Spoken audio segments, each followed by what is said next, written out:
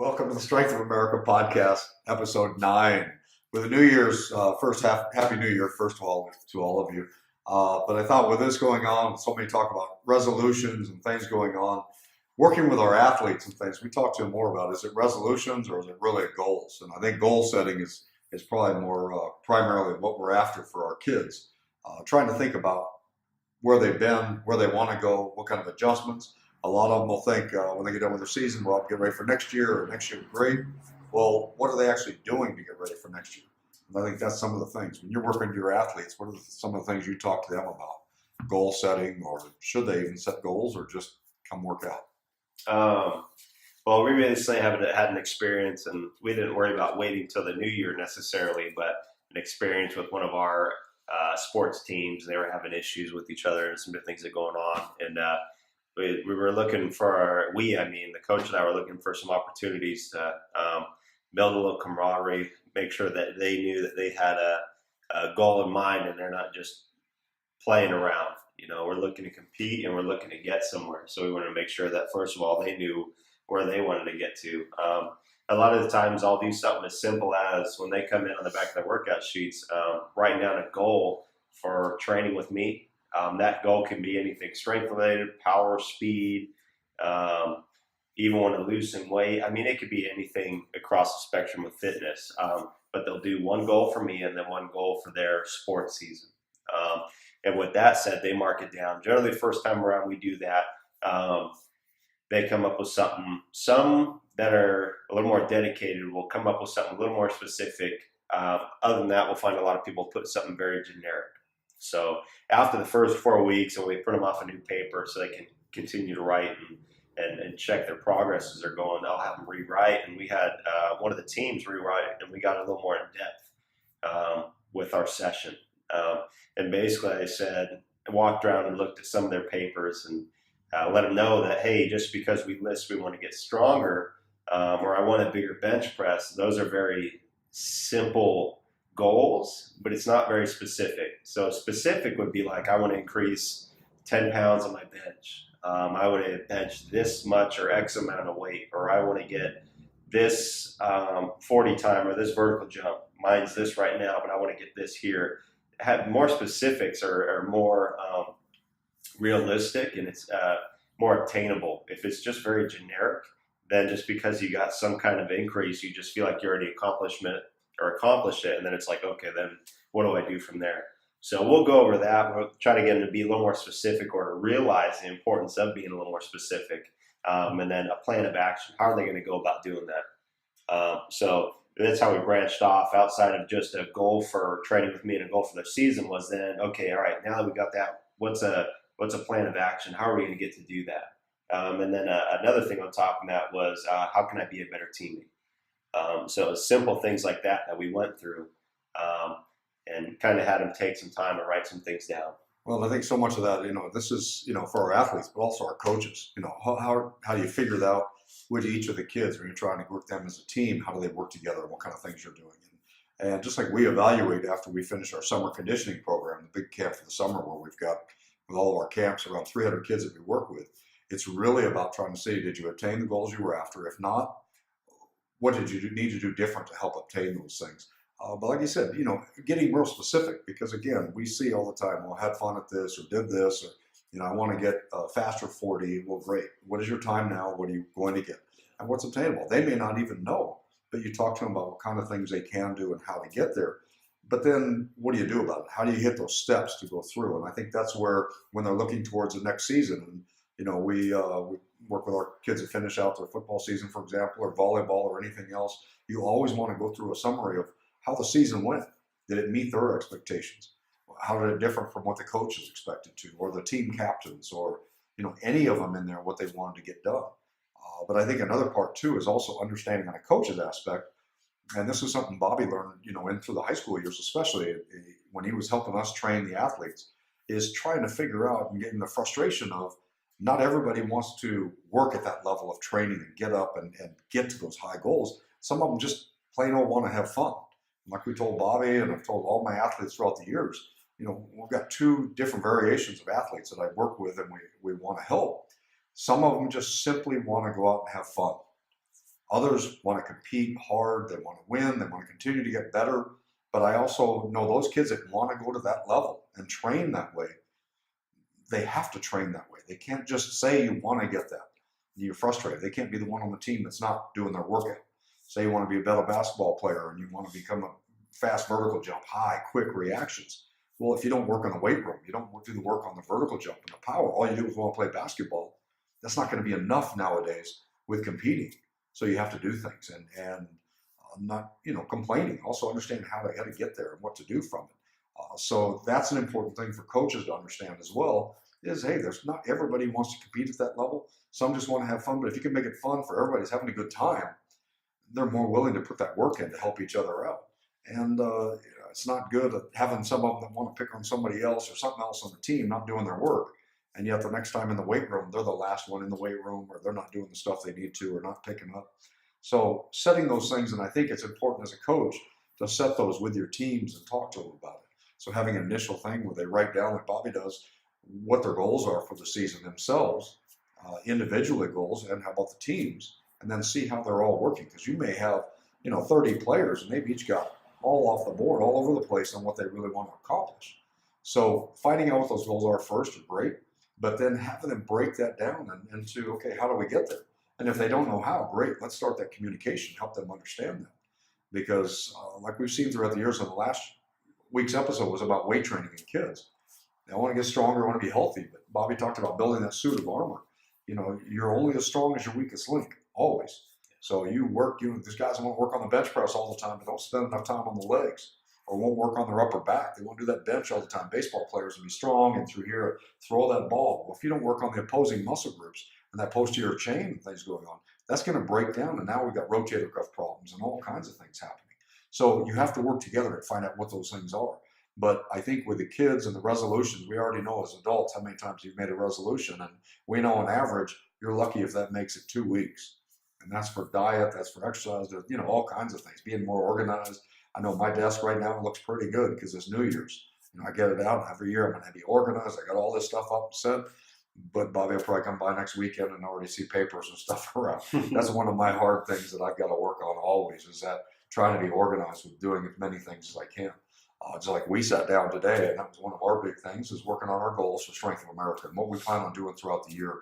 How do we reach more kids, more families, more coaches to help them reach the goals that they're after, help them be healthy and participate longer in athletics. So I think, we've got to really break those down. And, I'm curious from some of you, what kind of things do you do as coaches or parents or try and help with setting goals with your athletes? Are there things that you actually do? Or after doing this, and something maybe you're going to think about, what would you like to put into that program? So we'd like to see some feedback from you guys, whether it's through our Facebook page or the new YouTube page. We'll have a link on this as well. And again, the new YouTube, we just released that just a week ago. Started putting all the podcasts, but now we're going to have categories as well. So throughout the weeks, we can put things in the strength training category, recovery, speed, agility, performance. So I'm going to be adding a lot more videos to that, where either I've done or Bobby has, or work with athletes. We're pulling things together so you can see drills and a lot of stuff beyond to do other than just us talking all the time. So that'll be a great resource, I think, to look through and get it. But write back on that. Let us know some of the things that you want to do, or you already do, or suggestions, because we're all dealing with the same thing. How do you keep kids motivated? What are some of these things going out there? How do you keep them from getting frustrated? So what kind of things you do, put that in or help us out and help other athletes as well. What are some of the things you got, anything you got going on for coming up for the year, or different things going on as far as goal setting with them? I mean, it goes to diet as well. It's not that we're after kids to try and get a tiny little waist. We're after that. The diet on how they eat and how they do, just like we do our summer camps, they've got to fill out a food chart where they're at. And we keep that, and we're setting up goals for that as well. We want them to eat so many meals a day and so much protein, how much water they're doing, and then check that again, have them fill out another one. Are they obtaining that? Are they keeping up with it? Do they understand what those proteins are? Just like the weight training. Are you doing it? How often are you going in for the weight room? Are you getting all those sets of reps you need to do? So, I think that's a big part for us, is help them set goals, help them understand what it is. And even for those athletes that are just out for fun and not worried about competing at a high level, they still want to have goals. What are they after? They want to game. They want to score a game, a goal in soccer. What are they after? Well, great. What do you have to do to that? Are you having troubles with it now? Well, if you trip over the ball every time you're running, maybe we work on our ball dribbling skills and things for a while, and passing, receiving, moving, keeping that before we try and worry about getting to that goal, for the game. So getting those I think are real important to get into it, get set. I think accountability helps a lot, especially if you're someone that struggles and different things going on. And I think everybody struggles. Sometimes maybe we are motivated to do stuff, but sometimes you just got so much going on that you need someone to help hold you accountable to keep you in your lane and not veering off into different lanes and such. But I know after we had the athletes go through those lists of things to write down, I had them sit in the weight room and talk for about 20 to 30 minutes. And I didn't know if some of them really knew each other that well. So they listed to each other what their goals were, a couple of things, their plan of action, different things like that. So that way they could at least start to learn a little bit about each other. Plus, if you're telling others your goals and different things going on, there's a little bit of accountability that starts to go in place. If they hear that you're saying one thing and you're not really putting the effort in, now you got someone to help kind of give you a little kick in the butt to get you in the right direction. So I think accountability is huge. Any way that you can go about doing that to let people know your goals in a sense, so that way it gives a sense of ownership and accountability where now you have to make sure you're taking care of business because you've told other people. So yeah, and that part, that's with all of us. It's like Bobby, with the stuff that we've got set up for our goals and things going through it. Like I told him, I am the same way. I get some of those kids out there, we talk about them with the attention span of a gnat. I've got my goals, I have things, here's what I'm going to do. But boy, I'll work on something or reading something and my mind starts thinking of something else and I go. And unless I'm saying, hey, here's what we need to have done, or here's what I'm going to do next week when we have our meeting, if I don't have it there, I'm in trouble. But if I know if I put that down in writing, Bobby knows it's there, he's got a copy of what that is. He knows that next meeting, I'm going to be there to report on what that is. I need to have it done. So it will help a lot if they understand what that is. So have them set their goals, their long-term, get ready for next season or whatever it is, or I want to make the team, whatever. And then have them set shorter goals working toward that. What do you need to get involved? If it's strength training, what do you need to do? How do we get involved? Well, you get a hold of us. We're happy to answer questions about it. But just like the push-up versus weight training or things going on, they're both great. But if they can't do one correctly because they're not strong enough to do a push-up, have them work with that bench press going in, or have them do push-ups from a knee before they go to the feet. or on the bench from the incline. Yeah, Put they their go hands up. easier. They can work hands up. When they get easier on the regular push-ups, feet on a bench and their hands are down below. You can progress it. If you don't have weights, you can do a lot of things for it. But these are all things you have to do regularly, and they need to understand that to gain that strength. They're going to work on that speed. Some days they're going to work on some hills, running sprints. But again, sprinting 100 yards up a hill is not going to increase their speed in that part of it. Their stamina, their conditioning, but keep in mind, it's got to last 4 to 6 seconds to really produce that power output that we're after. So if they're sprinting and it takes them 30 seconds to run up that hill, that's not going to do a lot for their power trying to get on the initial takeoff.